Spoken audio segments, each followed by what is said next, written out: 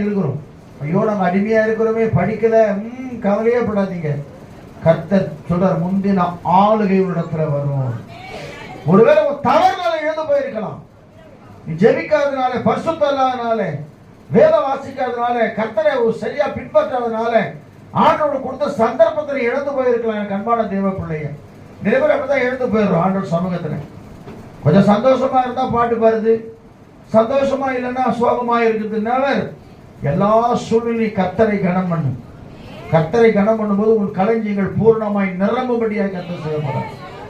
கர்த்தரை கனம் பண்ணுங்க. முதலாவது கர்த்தரை கனம் பண்ண கற்றுக்கொள்ளுங்க.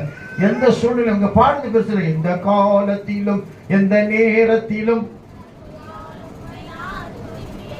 பட்டினியா இருந்தாலும் துதிக்கணும், புல்கட்டு கட்டுவாங்க துதிக்கணும். அல்லேலூயா சொல்லுவோமா? அல்லேலூயா. ஆமா, வாழ்விலும் நீரே எல்லாத்தையும்